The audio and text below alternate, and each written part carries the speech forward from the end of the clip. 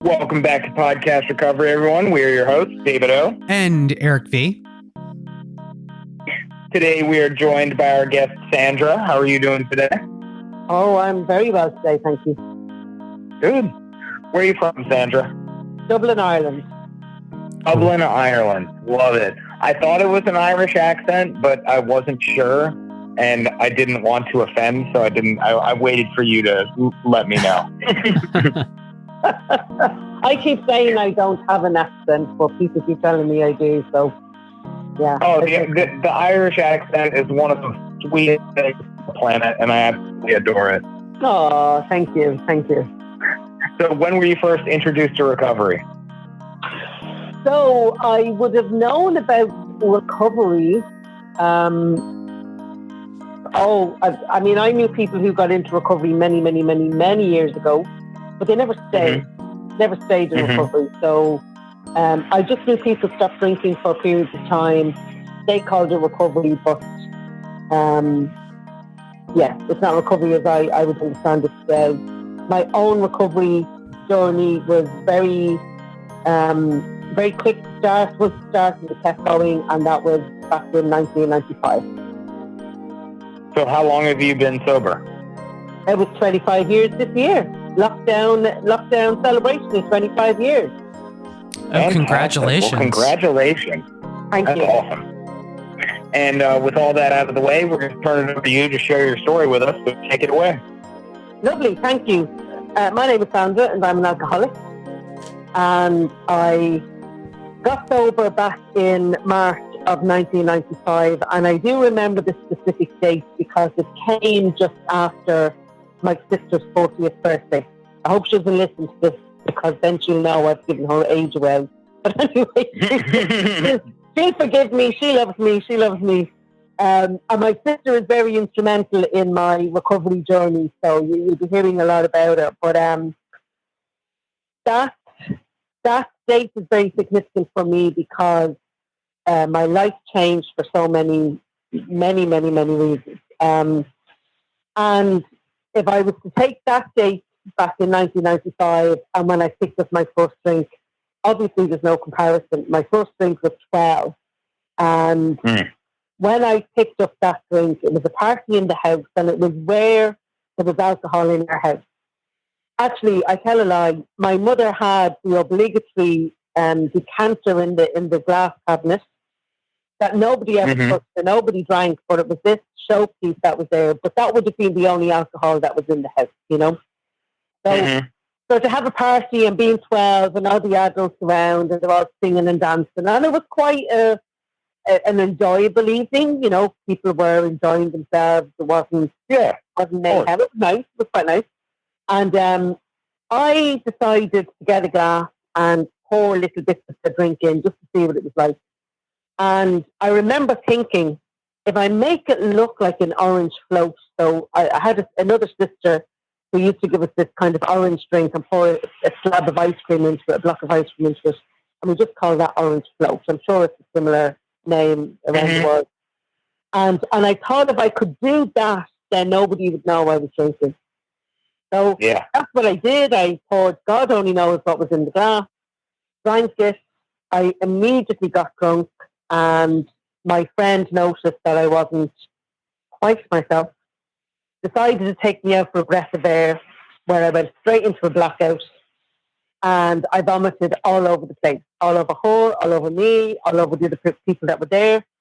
And when I was put to bed, the room spun, and I vomited again. So my introduction to drink was, it would be, you would think that people would go, God, you wouldn't be doing that again now after all of that.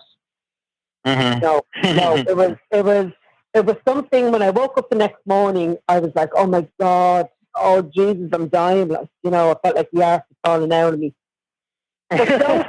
Honest to God, don't ask me where this came from, but when I came down the stairs, people had gone, they'd left. There was whatever, somebody had tidied up the kitchen, there was cans of stuff left, you know, tidied up and all that sort of stuff. And I went and I opened up a can of ale that was there, and I drank it. Now, guys, don't ask me where that came from.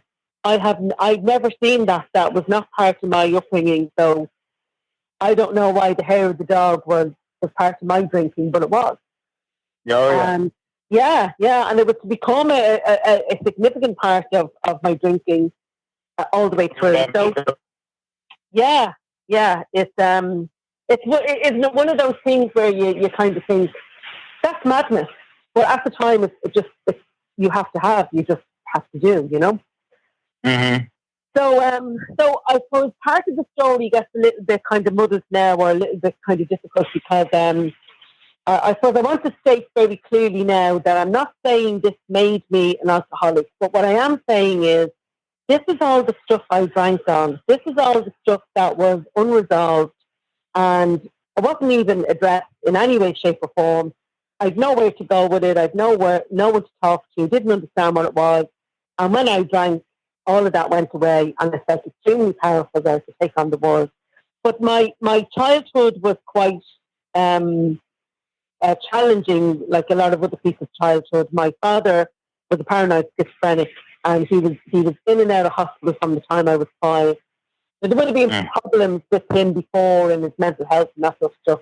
But what had happened in the house was he'd go into hospital when he would be unwell. My mother couldn't manage him being out because it was just so stressful. Whole blood pressure would go through the roof. So when he came out of hospital, she went in. And then when he went back into hospital, she came out.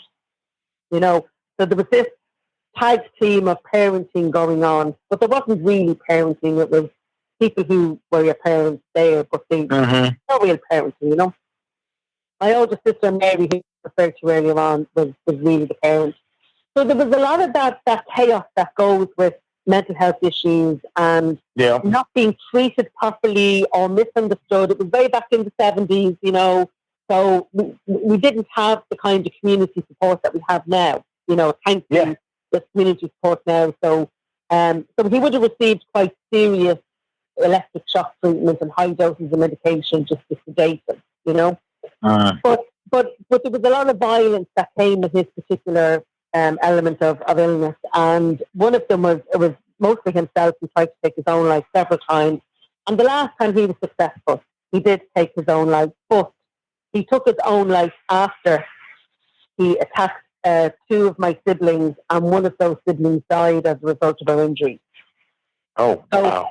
Yeah, so in 24 hours, 2 people gone out of your life, you know. And then my mother died 5 years later, and I actually woke up. We shared the bed after Daddy died, and the house was moved around and all that sort of stuff, you know. And I woke up and found her dead beside me in the bed. Now, both of these events are bad enough on their own, but there was a common denominator with these events. I had a bit of a row. Now, I was only 10 when my father died, right? So it wasn't really a row. I was 10, you know?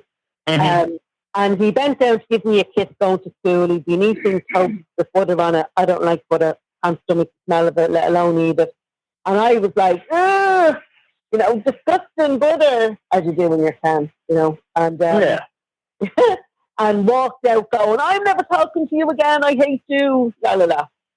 And then that day he was dead. And he was dead, and then the next day my sister was dead. So I immediately internalized this as, if I hadn't have said that, if I hadn't wiped his kiss away, he'd still be alive. Oh, wow. Yeah, kind of like a survivor's guilt kind of thing. Absolutely, that's it exactly. Yeah. And then a similar situation with my mother. I had a row with her over something really ridiculous, like not doing a chore or something like that, making the bed or washing the shelf or something to that effect, you know, something really minor. And then I wake up and she's dead the next day. So I have all of this in my head, incorrectly, obviously, but in my head that I make people die. You know? And I have 3 people who are dead now because of this power that I have, you know. So and you were what, 15 when your mother died? Yeah, I literally had just turned 16 when my mother died. Yeah. Jesus. And I was already drinking at that point. So the drinking had started at 12 at the house party. It had become a regular feature at the weekends. I used to go roller skating and we'd go to the pub across the way. Now I was 12. I was getting served in pubs at 12. Bonkers. And so that was on a Sunday, and then it very quickly escalated where I was weekend drinking very, very regularly at 12, 13, 14. I was going into school hungover and reeking of booze, and I smoked at the time as well. I took up smoking, as you do, So there would have been all of that going on, all of that adolescent stuff, all of that emotional family stuff, all the not understanding what the hell was going on, and then put booze into that. It was just a fire. So Rosie, as we call her affectionately, Rosie died. That was 1982. So she died, and I was actually working at the time. I was working full time. I left education. And at 16, I was working a year by the time she died, and that was it. It took off. Like when I say it took off, it was like a rocket going to the moon. And very quickly, very, very quickly, I was bringing the booze into the workplace. There was several times actually I brought booze into school with me and drank it around at the bike shed, smoking at lunchtime. So it wasn't unusual for me to do that. And that was it. Then I literally every penny I had, guys, every penny went on booze. Every idea that I had about being a friend centered around booze. Everything was counted in how many drinks I'd get and how long I'd get out of the money and all that sort of stuff. And my friends, on the other hand, were buying makeup and clothes and magazines and going to the cinema. I couldn't even imagine spending money on that. That was just ridiculous things to be spending your money on, So it was, by the time I was 17, 18, myself and my friends had parted ways. I was just too much hassle for them. It was just too much, and I didn't blame them. It was no teenager should have to put up with a friend, with that kind of stuff going on. I mean, the drinking. And so then, a bit by accident, I'm going to say, I met a partner. I mean, I was drinking in the house then, so I didn't go out, I didn't socialise, didn't go anywhere, didn't see anybody. And then I met somebody, literally a chap who lived up the road from me, and he said, I've always fancied you, can I take you out for a drink? And I went, oh, yes, and. So this now, I'm 19 at about this stage. This now was my avenue into the pub, because up to this point I was just drinking in the house, Yeah. And so there was almost like the normality to it, There was almost like this is what normal people do. But Sandra's drinking wasn't normal. Sandra used to drink cider, very, very, very sweet cider, and a lot of it. And then I would drink Southern Comfort. I hope I'm not, you can beat this out if I'm not meant to say the names of alcohol. And so I had to have both of them, and he was like, he was a pint drinker, and he said, Sandra, like, what are you doing? You're 19, what are you doing drinking two really strong, alcoholic drinks? And I just thought that he was trying to ruin my night. I just thought, what's your problem? Like, I'm spending out of my own money, like, what's your problem? Yeah. So, and then I immediately felt he was trying to control me, and he was trying to stop me from having a good time and all that sort of stuff.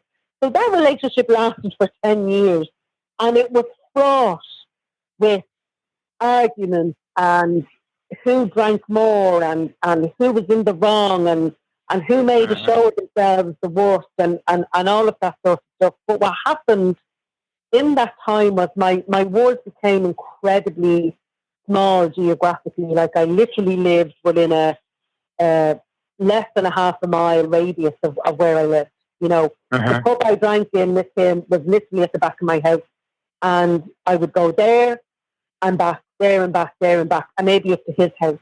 So that was my geographic area. That was my experience. That was my life. Everything that happened in that area is all I knew of the world. Yeah. And I'm late teens, early 20s, mid 20s, and alcoholism just literally had every one of those years, bar the last one. It didn't get 29, but it had all of those years. And it got to a point then where I was no longer fit for work. I physically couldn't go to work. And I started to drink the cheapest of the cheapest of the cheapest drink. And there was an element of kind of criminality to keep the money coming in and, keeping the booze flowing. So, there was a step in that direction that was quite, back in the 80s, it wasn't an easy time in Dublin, Yeah.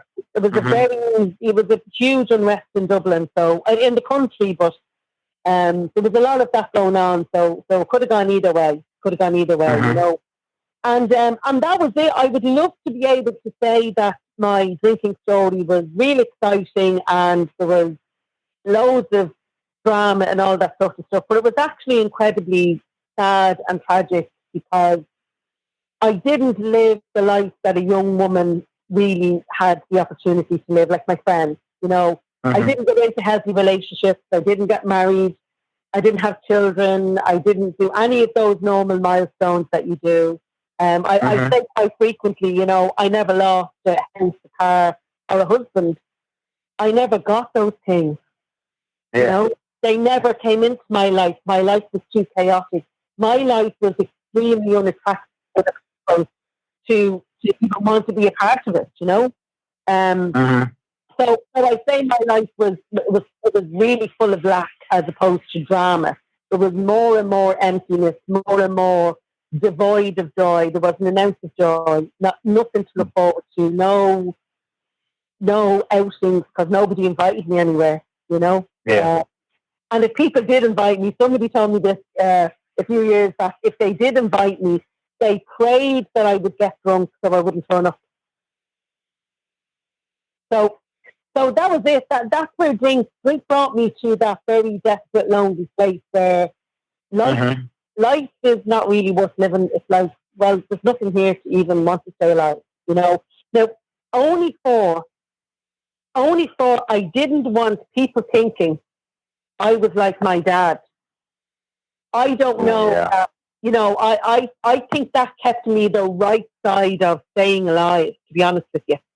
There was something in there that was like, no, you can't be like him. You can't be seen as him. And I would have been terrified of being diagnosed with a mental illness. Like, whatever about drinking and whatever about getting into trouble was one thing, but I couldn't cope with the idea of having a mental illness like that, So in some strange way, that experience actually kept me alive, So the crunch point came. I was staying up with my sister. The relationship I was in, it got very, very difficult, and there was other people involved, and it was incredibly uncomfortable and difficult to be in the area. So I stayed with my sister for a few weeks and managed to do some controlled drinking at that point because she wouldn't have any of it. She was like, "You're not drinking the way you drink back in Cabra. You're not doing it."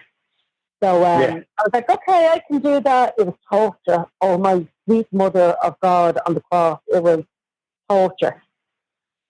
But I did it anyway. And then we had a kind of I'm going to call it a holistic day. We had somebody was doing a reflexology exam or something. I needed models. And I was the model for the feet thing. I hate anybody touching my feet. Why I let the person do it, I don't know, but I did. And then, of course, we went out to the pub afterwards, got absolutely ossified, went back to somebody's house, drank a bottle of whiskey, woke up the next morning, and the next morning as I woke up, in the corner of the room, my dead sister, at that point, the sister who had died back in 1977, was standing in the corner of the room talking to me. And I'm like, what the Jesus name is going on? I knew she was dead. I knew she couldn't be there. But she was there. That's all I'll say is that she was there. I got such a fright. I said to my nephew, I jumped up and I said to my nephew, will you come with me? I need to go back home. I need to collect some stuff. And he was 14. He was that guy, yeah, grand. I went back to where I was, went to the pub with him, again, started that drinking binge back off again. Sent him home at what I thought was 10 o'clock at night. Lucky for me, it was 6 o'clock in the evening. But he was still a 14-year-old child going back to a house that he lived in about 30 miles away on 2 buses in March, in the dark, with barely his bus there, you know? Yeah. And when I let him go home and I went down to another pub, and while I was sitting there, as drunk as I would be, I couldn't drink out of a pint glass. I had this crazy delusional standard in my head that women didn't drink out of pint glasses. It just wasn't unladylike, you know? Yeah. Bearing in mind that I mightn't have washed myself for weeks, or I hadn't brushed my teeth, or I hadn't changed my clothes. But I didn't drink out of a pint glass. I had standards, you know? Yeah, it's bonkers when you think about it. And as I was pouring this pint of cider into a half pint glass, when I put that pint glass down, the only part of that glass I seen was the empty part of the glass. That was the only part I seen, and I went, oh my God, this stuff is not working anymore. I just, in that moment, it just all fell away. It literally was like a veil just fell, and I just knew it wasn't. And I was lost. I was absolutely ossified, having been on the piss from 10 o'clock that morning, you know? So there was a neighbour of mine down the bar, and I asked the person to walk me home, and they did, and they made me put the key in the door, and I went to bed. And when I woke up the next morning, I just couldn't, I can't even begin to tell you how awful it felt. And I remember screaming up at the ceiling, you know, I can't fucking do this anymore, help me. And that was probably the most sincere prayer I have ever said in my entire life. You know, I got back to my sister's on 2 buses, like sweating. I was sweating buckets, rattling. I had a fiver. That's all I had left in my pocket from the money that I had, a fiver left. When I got to her house and she opens the door, she said to me that she was fuming, as you can imagine, having put her child at risk. And she said, I hope you're here to pack your bags.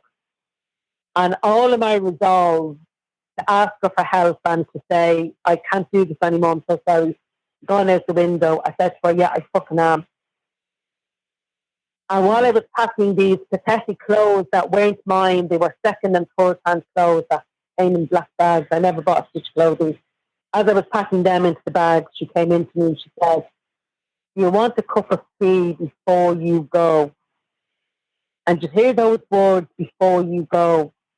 Oh my God, they definitely, because she at that point was the only person in the world that gave any care about me in any way, shape or form.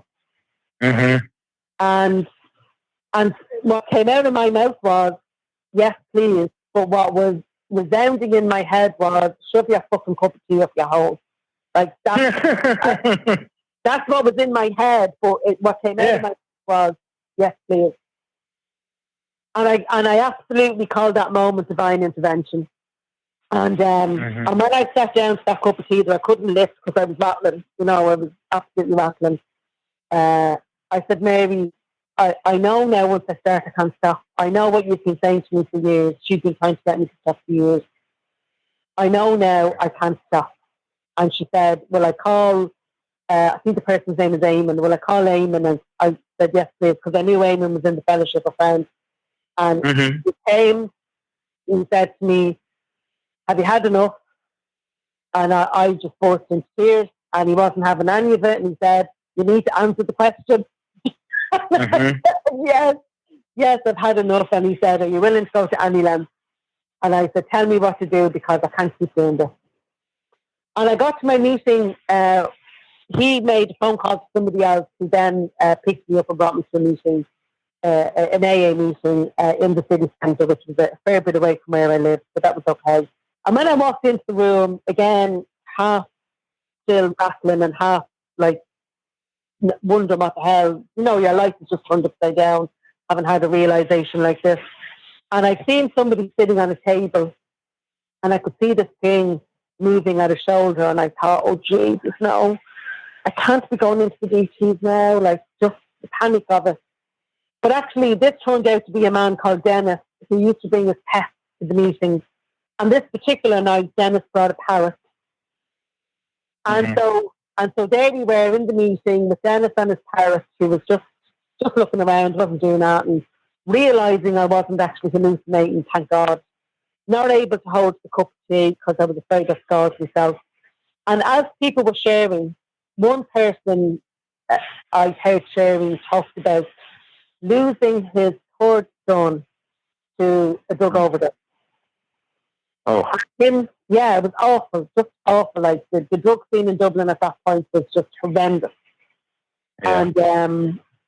And there he was talking about being grateful to be there for his wife and his family and the support that he had in the fellowship. And my head, like my brain was like, I couldn't take this in. I was going, if anyone should be in the pub, it's him. Yeah. But I heard that message. I heard that man saying, I can be of use to my family because I'm not drinking. Mm-hmm. And right there in that moment, that was the most attractive thing. I thought, could I be a person like that? Could I actually be helpful like that in my life? Mm. And then that became that program of attraction that I just kept seeing more of it. The next day I went to a meeting up back into the city centre. So when I was asked, will you go to any length?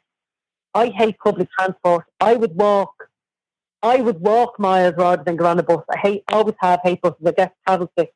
Anyway, we got on the bus into the city centre, and there was a woman sitting across from me, lovely dress, nicely casual dress, lovely jeans and a linen shirt and a lovely blazer. I'll never forget what she was wearing. And there she was talking about the job that she had and how grateful she was for the car she had, how grateful she was for a relationship and how grateful she was for it, and lots of other stuff. All of that stuff that was a million miles away from my life at that moment in time. Yeah. It was just total opposite, you know. And I looked at her and I absolutely want what she has. I absolutely want that, you know. Mm-hmm. So then I was very fortunate that another woman who was very brave, I look back on it now and I go, God, you were brave, because I was one angry, Jesus, I can't even put words in it. I was one angry bitch, you know. I was ready to take on the world. I only had to look at you and you went, here, it's not worth it, too much hassle, you know.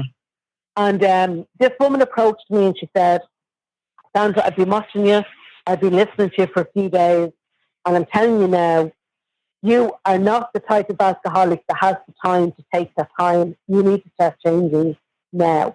Mm. You know? And I was quite taken aback by that. I was like, what's she mean? And because I was latching on to this 2-year business. And she was like, all of that stuff in your head was for 2 years and no drink. And I went, Jesus, you got a point. You've got a point there, you know. So that was it. That woman was to become my sponsor for the next 7 or 8 years. She moved away after that time, and you know, she since has passed, but we stayed in touch and that sort of stuff. And she got me to a place where she helped me to understand what happened when I put drink into me, what happened to my mind, what happened to my body, and how my life was so unmanageable. Couldn't figure out why it wasn't everybody else's fault. So all I did was have a few drinks. However, that wasn't the case at all.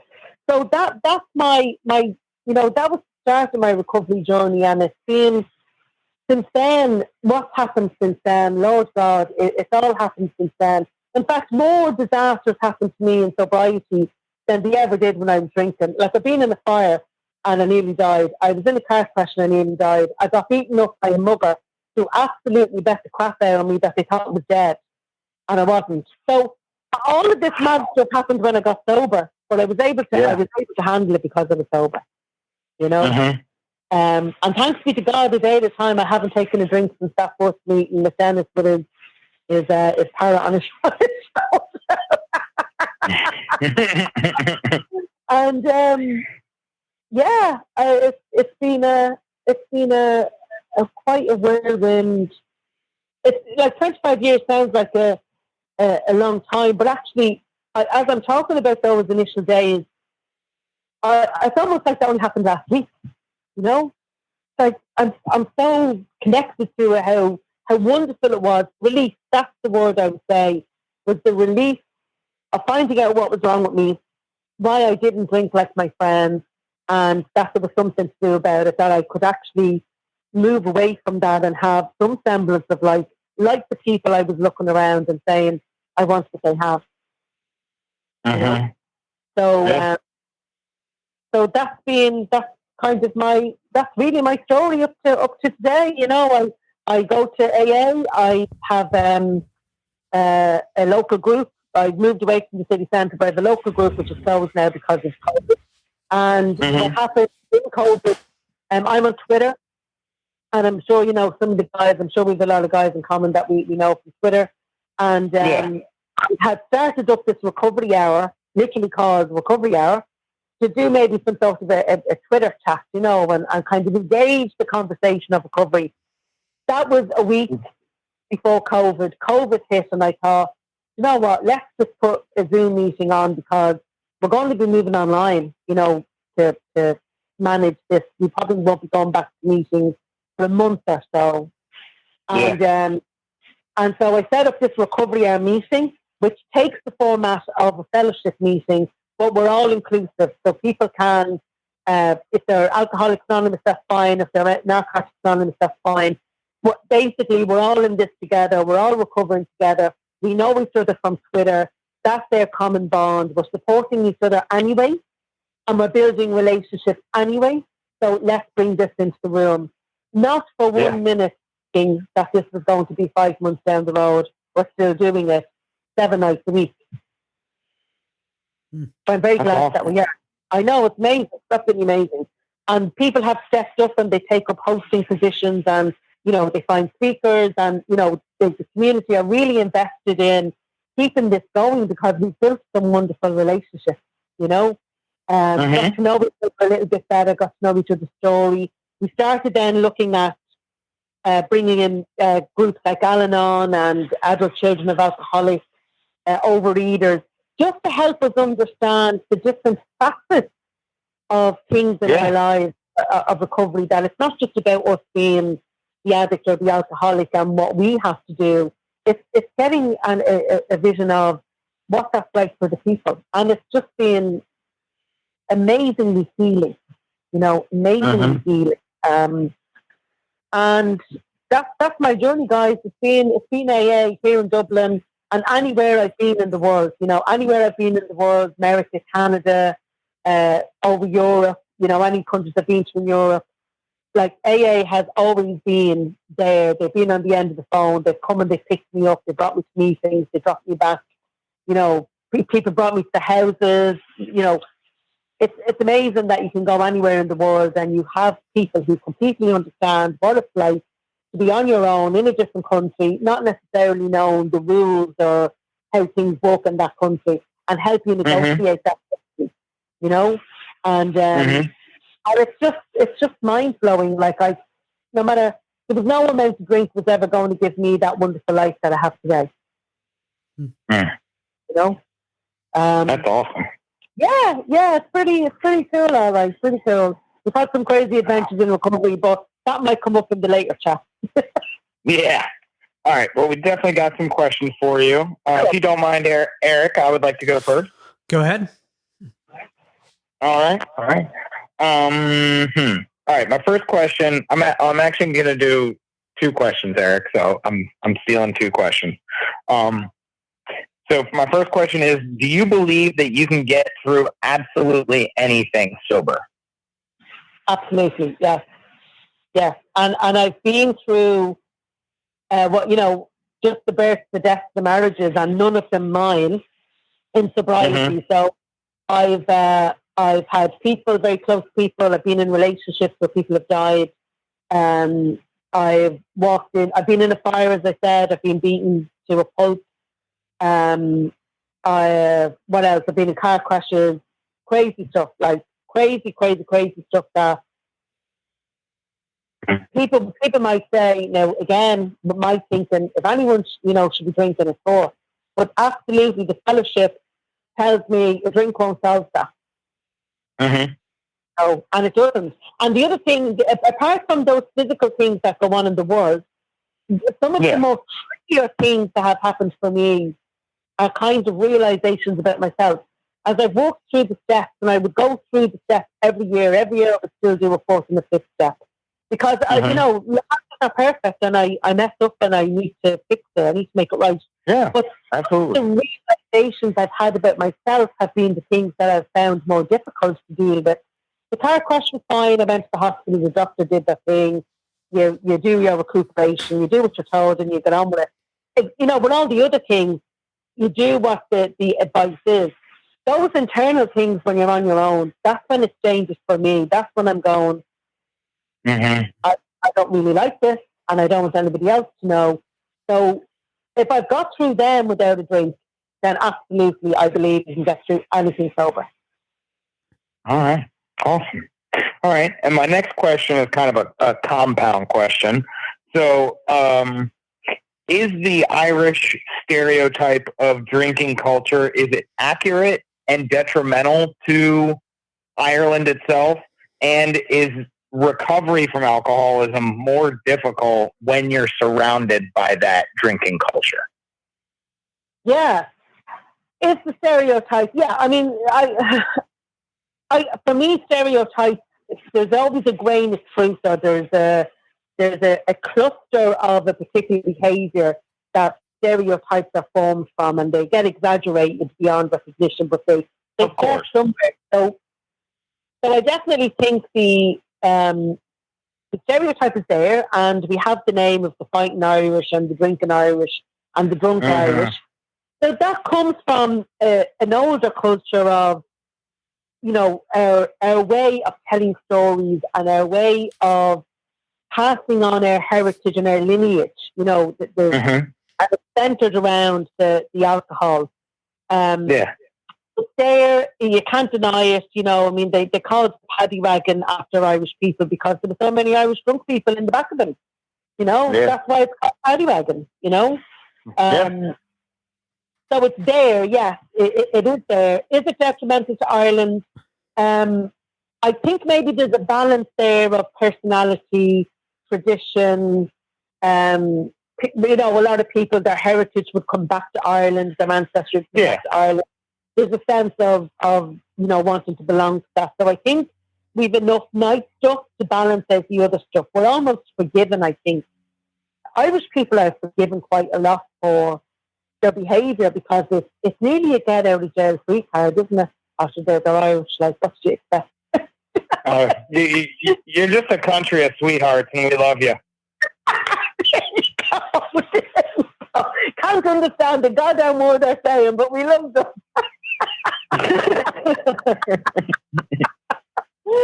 But yeah, I think I do think it's there. Is it detrimental?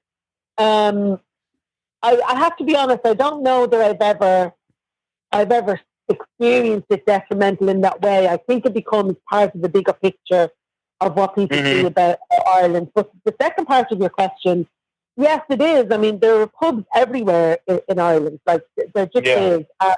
My local pub was literally, less than 2-minute walk away. But I think when that thing changed in me, when that psychic change happened, it doesn't matter how many pubs are there because alcohol and drinking and all of that no longer was something I was drawn to. I had seen the attractiveness of people in the room. I'd seen the life had. I wanted it. That's where my focus went. I wanted to do whatever I could to get what they had. So, like, I was in America, I was in Texas, and I was brought to a meeting, and the man, there was a women's support house. I think it was women who may have been pregnant or had very young children, and it was just women. And when I arrived, the guy, this big tall man, I'll never forget, he was 6'6", and I'm 5'2". I was like, neck craned back to look at him. And he said, I think you might have more in common with these ladies. Would you mind doing the speaking? And I said, yeah, sure. And he said to me, can you talk for 45 minutes? Like it's a 45-minute talk. And I was, let me think about that for a minute. So I'm female, I'm Irish, and I'm alcoholic. Do you want 45 minutes on each? So he was like, okay. So it was fine. But people kept saying that to me about pubs in Ireland. And I said, well, I have driven by places that are just like what we call them off license. I'm not sure what you call them there in America, but like these places that people just drive to and buy crates of booze. It was exactly the same there as it was here.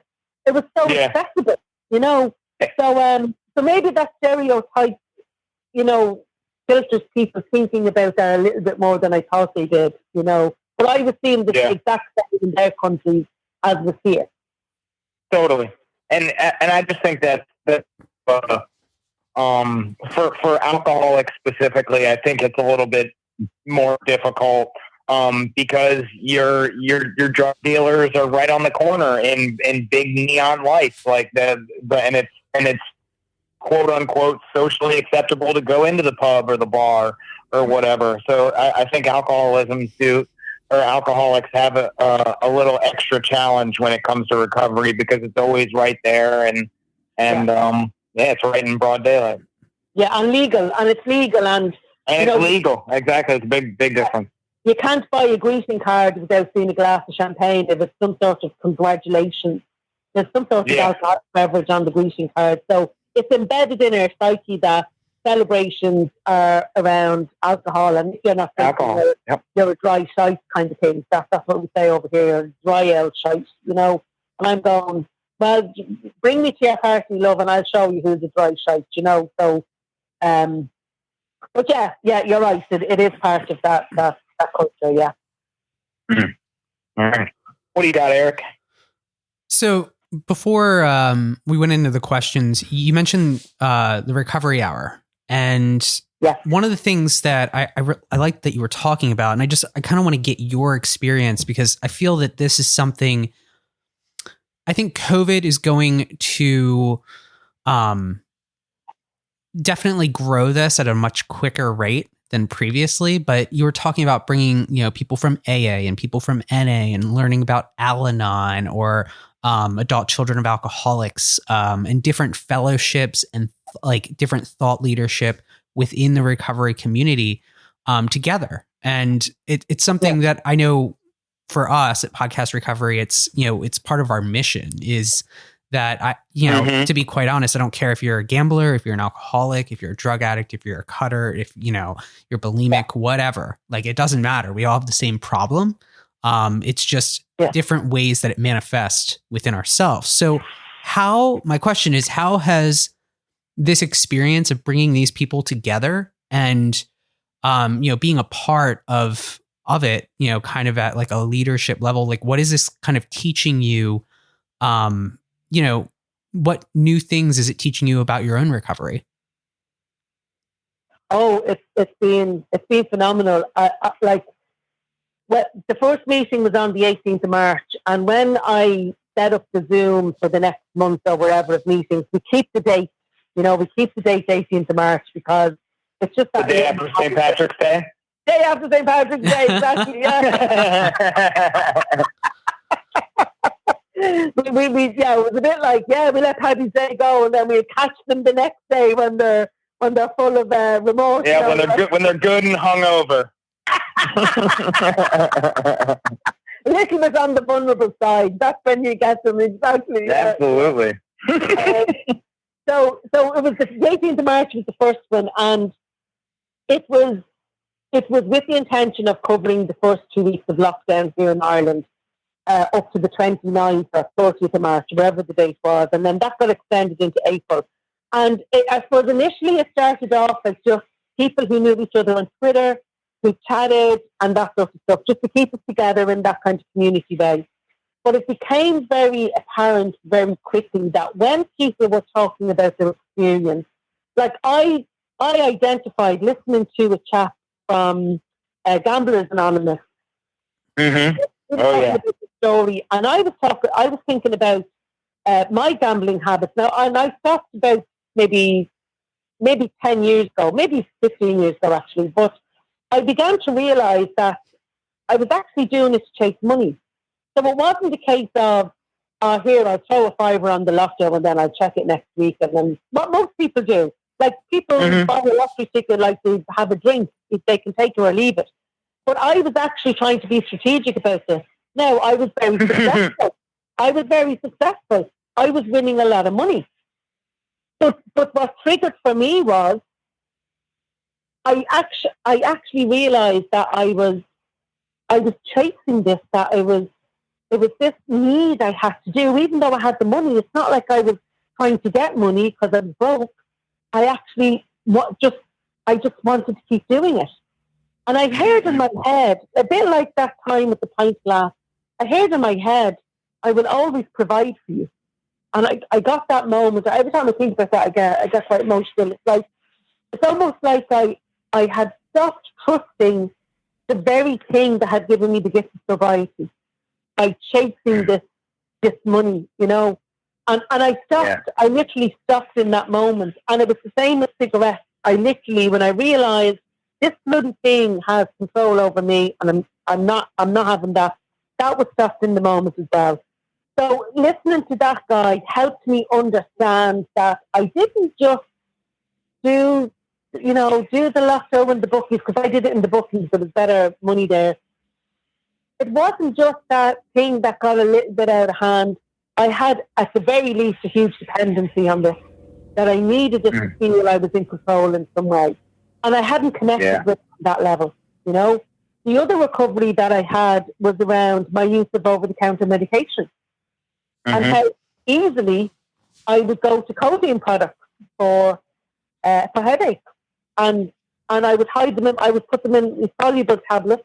I noticed a few times I was in America, they don't seem to give you soluble stuff. It's either tablet form or maybe a powder that will be dissolved. But over here, you get soluble tablets that will they will dissolve. And before I knew it, I was having a 40 pack of a codeine over-the-counter medication for my headache that it was causing in the first place. You know? So it brings it to those levels. It brings me anyway to those depths of just how disconnected I get and be disconnected for a long time and not realise it. Yeah. And if I can do that with this and that, I can do it with anything. And the one main thing, guys, I have to be honest, one of the things that in a million years I never would have thought would have helped me was overeating. I just kind of thought, yeah, well, look, come here. If I stopped eating the rubbish, I'd be grand. But when this lady came in and started to talk about her relationship with food, I never, ever thought about me and food as having a relationship. And it was as toxic and as unhelpful as any relationship I had when I was drinking. So it opened doors and it brought me to depths of understanding that I would never have switched face with if I hadn't just kept going to my one fellowship. Yeah. And I'm sure I can speak for Eric. I think us here at Podcast Recovery, being able to get all those different perspectives from so many different fellowships or avenues of recovery, especially, and Eric especially is a thumper about the relationship with food, and it's something that needs to be talked about more. Honestly, especially here in America, because we're the fucking worst. And it's a common thing to really substitute from whatever your drink or drug of choice was. It's like, oh well, this is I'm substituting with food, but most often it's sugar, and sugar is just so bad for you, and it takes a toll on people in recovery, and everybody talks about that recovery 15, those extra pounds you put on in those first couple of years because you're just eating your feelings. Yeah, absolutely. Yeah. All right. So my next question is sort of going to go back to the beginning of your story a little bit and try and tie it into your recovery a little bit. Yeah. So with all that, like childhood trauma, I mean, that stuff lingers for a long time. And I'm sure there were a lot of open wounds for a long time during your drinking. So in recovery, how did you go about dealing with those? Like, did it really come out through the step work, or did you have to seek outside help, like therapy or anything? Like, what did you have to do to really process that trauma in a healthy way? Yeah, it was kind of a bit of both. The step work was the start. Helped me in telling a bit of the story, and I had a very understanding sponsor who wasn't interested in the story, was interested in the defects of character that informed how I negotiated all of that. But having said that, she was very clear about her scope of role and didn't allow me to see her in a different light than he was able for. So I was very glad that I had a sponsor who was very boundaried around certain things, and the trauma was one of them. Now, when I was explaining the story to her, I was talking to her like this.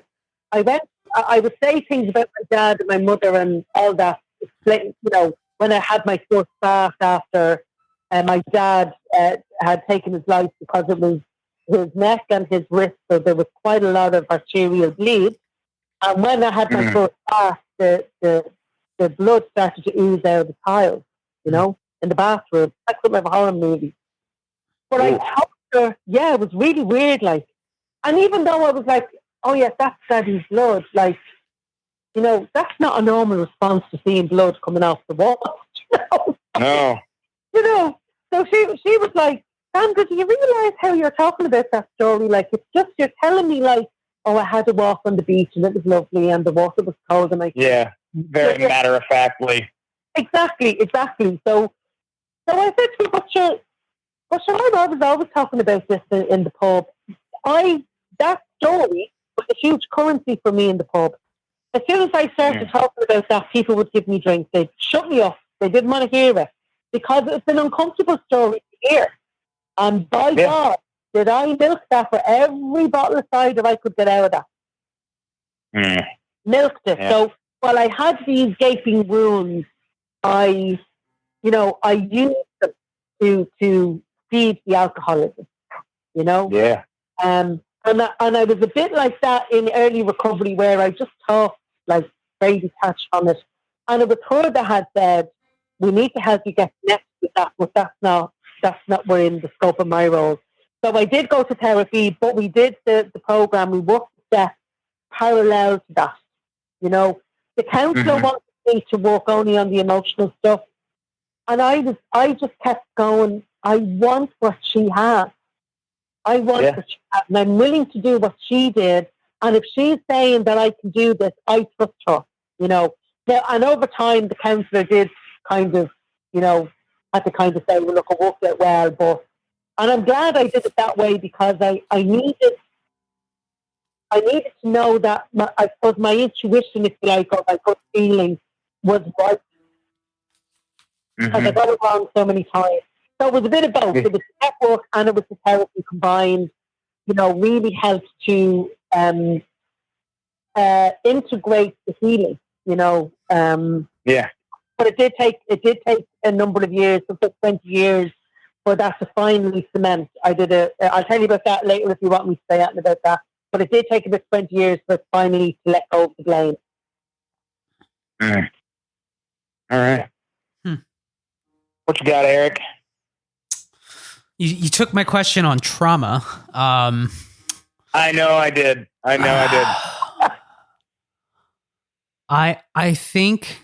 think it's about that time then, David. Well, can I ask one more fun question? Sure. You know what the fun question is. Wait, is it Sandra, have you seen the show Dairy Girls? Oh my God. Yeah. Yeah. Great show, right? Great show. Awesome. Okay. What show? Dairy Girls. The Dairy Girls. I have not. It's on Netflix. Amazing. Check it out. It's amazing. Yeah. Okay, I will. All right, Sandra, my question to you is, what is the weirdest, this is a fun question, so what's the weirdest thing that you have found about Americans? The weirdest things I found about Americans. Oh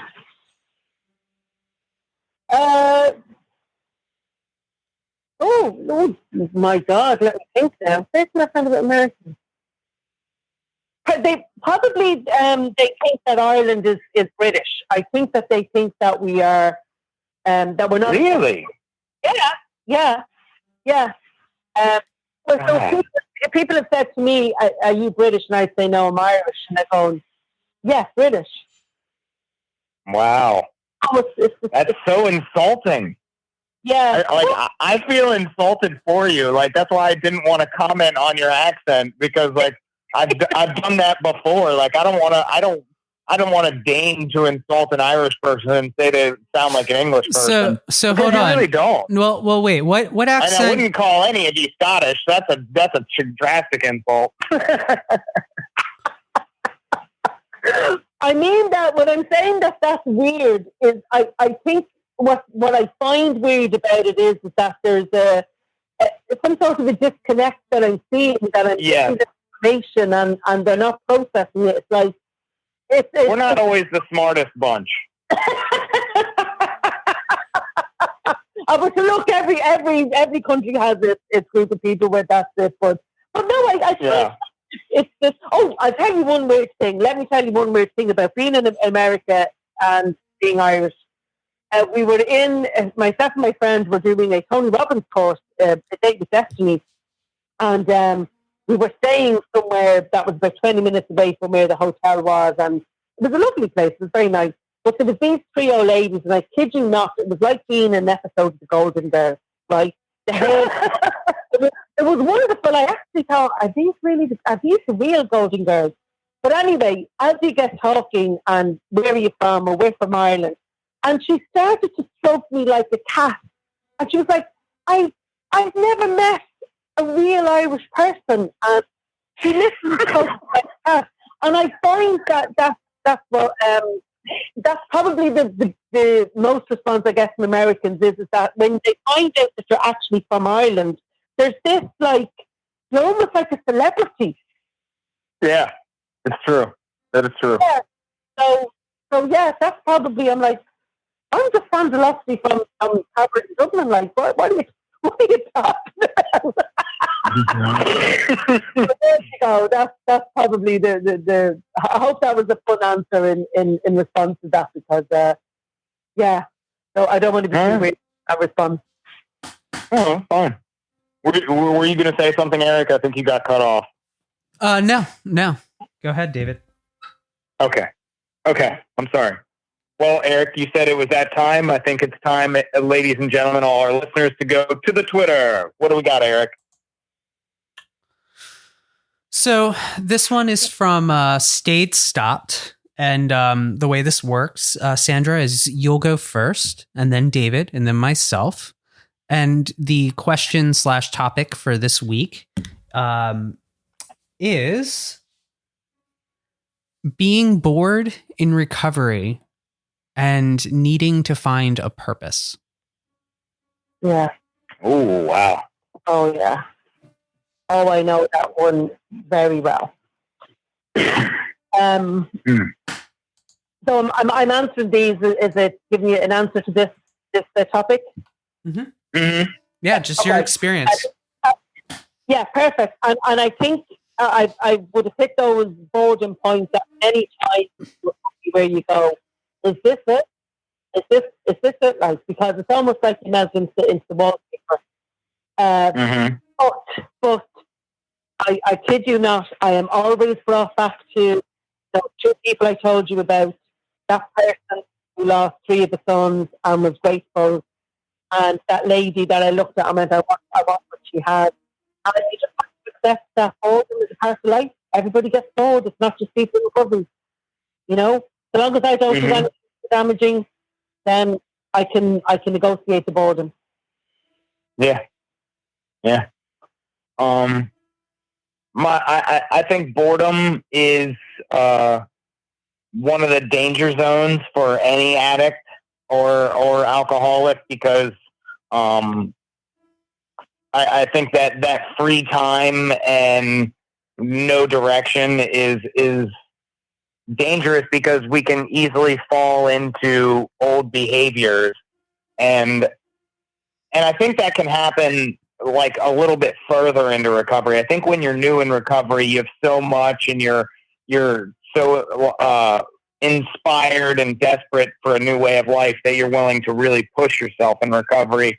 But after so many years, and sometimes complacency can set in, like you've been to all the meetings, you've heard all the stories, but really finding a purpose in recovery is paramount. And if it just starts with you doing the work and then helping somebody else do the work, to something like podcast recovery, where Eric and I are literally on a mission to really broaden the scope of recovery across the world, and really break down a lot of those borders between the fellowship, and bring a new form of recovery to everybody. It's important. Yeah. Like, try to avoid boredom and complacency as much as you can. And find whatever purpose you serve in recovery, whether it's area service or H&I or sponsorship, or just at your local meeting, just making coffee or being the secretary or whatever it is. It's important to stay active in your recovery, whatever that may be. So I guess with being bored in recovery, I think that's more of like, as you're going, and like you just said, David, where in the beginning, everything's fresh, everything's new. Like, each meeting is new, each speaker is new, each book is new, like everything's new, but after you hear that same speaker for the fifth time, and you know what's coming up next, like, oh, we're going to find out where you bought drugs again. Like, okay, cool. So you get a little bored. And I think one of the things that I guess I do for my life to make sure that my recovery isn't boring is that I keep trying to expand. Like, one of the things that, at least for me, that I mean, I've read the basic text a bunch of times. I've read the big book a few times. There's a point where I just can't read it over and over again. And, to anyone who can, like, that's awesome. But like, I do need new things to put in my toolkit, so that, the old like tools don't get, when they get dull, I have something that works. So I think that's one thing that I do is, and like, I know self-help books get kind of a bad rap and like all this other stuff, but there's more than just going to meetings and, working the program. Like, me going on a walk with my dog and my wife, like a few times a week, like in the woods, like that is like making sure my recovery doesn't get boring. Figuring out new ways, like, to work out, like, doing things for me, right? Like, because recovery isn't just not using. Recovery is, getting better. And like, part of getting better isn't just not doing drugs. It's like, oh, like, you wanted to learn how to play guitar? Learn how to play guitar. Like, learn, like, better yourself. Cause that's what recovery is. It's not, if you fall into the trap of thinking that recovery is just about like being abstinent, you're missing the point of what recovery can truly be. Yes. Yes. Absolutely. All right. Well, we would like to thank our guest, Sandra, for joining us from across the pond today. Woo! Yay! Thank you guys for having me. I really appreciate you taking the time. Of course. Absolutely. Why don't you, we're going to give you one last minute to talk to anybody out there who's listening, who's struggling, needs to hear a message of hope. What do you have to say to those people, and let people know where they can find you? Sure. On Twitter, you can find me at Recovery Hour, and we're connected with the Recovery Posse hashtag as well. So one way or the other, you'll find us in there, and the website is coming up very soon. If I stop changing it, I could actually publish it, but there you go. That's the Alcoholic Mind. And the message of hope, and I just like on the back of what the two guys talked there about boredom, and yes, it is very dangerous. And when I'm saying it's part of life, it is part of life, and it's how we get through it and how we perceive it. Being bored doesn't mean I have to act out on something, you know? Absolutely. And I suppose it's part of the normalizing of, you know, this is my bridge to normal living, and being bored is part of that. It's how I manage it that makes the difference. My message of hope for people is, it doesn't matter whether you think you have a problem or whether you know you have a problem. Life is so much better once you start investigating how you negotiate that problem, because average drinkers and social drinkers don't sit there going, or people who are using drugs, they don't sit there going, I wonder if I have a problem. You know, if people are asking that question, they're asking it for a reason. Explore it. Think about, if you're listening to this podcast, you're listening to people who have X amount of time under their belt, and while time is not the thing to lead with all the time, it is possible to know that you can have long-term recovery, not pick up or relapse to a way you were before. Long-term sobriety and recovery is possible, and a good life is even more possible when you don't pick up. Like that lady I seen was 20 years sober, and I just thought, who gets 20 years sober? She did, because she worked the program, and because of her sitting there talking about her recovery and her life, I'm sitting here today talking to you guys and your listeners. Long-term recovery is absolutely possible, and a really good life, walking your dog, investing in your relationship. All of that stuff is so much more possible when you don't pick up. Absolutely. All right. Fantastic. Well, thank you again, Sandra. You're very welcome. Thank you. Here at Podcast Recovery, we are aiming to expand the scope of support for recovering addicts. Accessibility and convenience of helpful services is paramount to combating addiction. We work to bring the message of recovery to every addict, wherever and whenever it is needed. We believe that a powerful voice of recovery should be obtainable, practical, and at the touch of a button. Every addict deserves to hear a message of hope, and Podcast Recovery is here to provide it. I'm going to turn it over to Eric for our message of media. The message of media. I see you're workshopping that. But that wasn't bad. It wasn't bad. We'll have to work on it. Here at Podcast Recovery, we are fully self-supporting. So if you would like to become a member of the home group, please visit our Patreon in the description below. And, don't hesitate to put a few dollars in the digital basket with our Venmo or PayPal. Again, we are fully self-supporting, and we're looking to bring even more content to everyone in the near future. Please, feel free to help us out. And back to David. Like a weatherman. Yep. Just like Eric said, follow us on weatherman. Check us out on Facebook, Twitter, Instagram, YouTube. For more information about Eric, Carly, Allie, and myself, go to podcastrecovery.com. But most importantly, everybody out there, stay safe and stay clean.